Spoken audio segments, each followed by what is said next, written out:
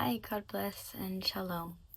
So, I am going to answer the top 10 questions for female veterans as best as I can.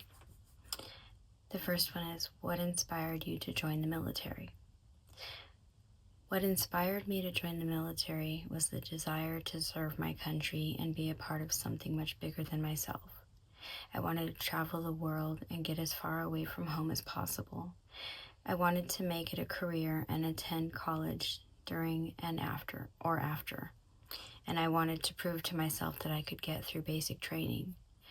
I might make people upset, but this is only my perspective and experience. I feel that it is totally a man's world, like the song says. It is male dominated, and especially overseas. I was stationed in Japan, and there were very few military personnel who were female. We learned to coexist with the men, so they kind of became like brothers, at least the ones we worked with or in the unit I was in the unit that I was in. So, did you face any discrimination or challenges because of your gender? I personally felt discrimination during my time in service. The reason I say this is because I had been sexually assaulted while on duty by someone from my unit. I went to NCIS and filed a report about the incident. We were both given the paperwork stating that he was to stay away from me and my work and living quarters, a quote-unquote protective order that essentially meant nothing. That person still came into the barracks I was residing in, and I was all of a sudden seeing this person out at the PX and around base. I was freaking out. It was freaking me out, and no one seemed to care or want to do anything about it. When they realized my family would not stop asking questions, they finally moved me to the commanding officer of the base's home for a few days, and then transferred me to a different base. The person ultimately was found not guilty on all charges or counts, and there were others involved. I was not the only one. So that felt a lot like discrimination because he was a higher rank and a man. What was your proudest moment during your service?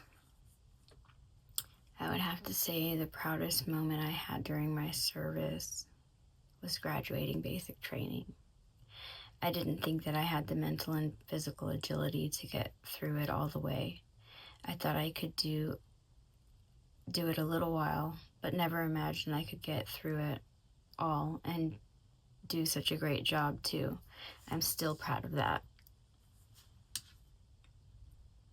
How did your military experience shape who you are today? My military experience shaped a lot about me and my life. I think that is where my OCD began, and I know that is where the PTSD came from. I know that I learned a lot of positive things as well. I learned to never be late and to be 15 minutes early or you are late. I learned responsibility and respect. I learned so much about people as well, and even more about myself.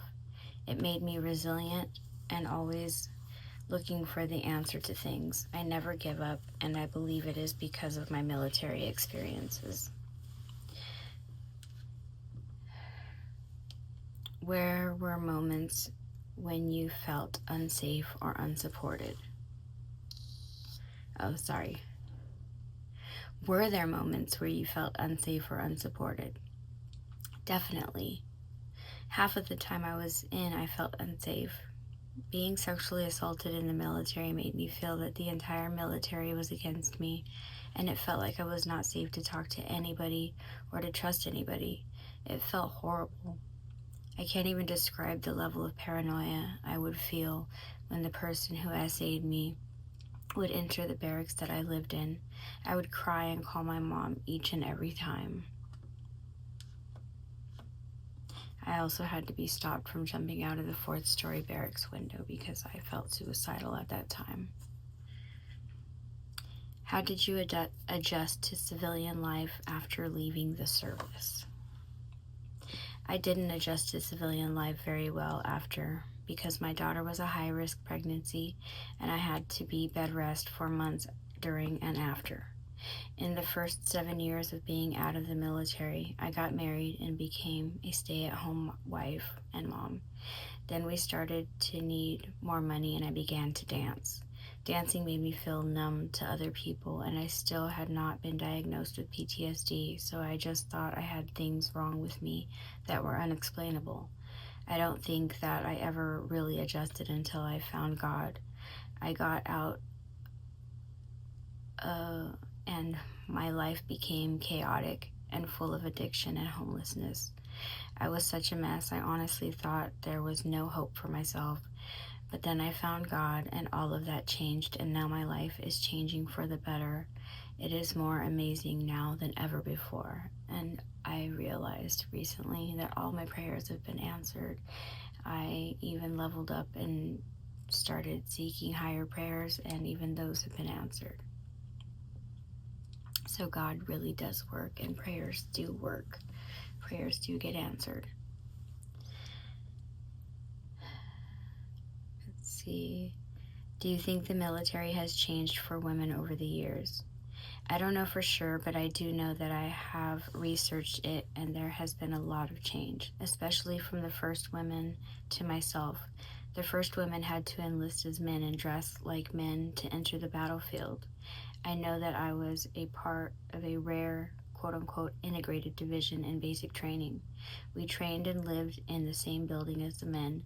They split the men in half and the women in half, and then added one half of the men with the women, and so on.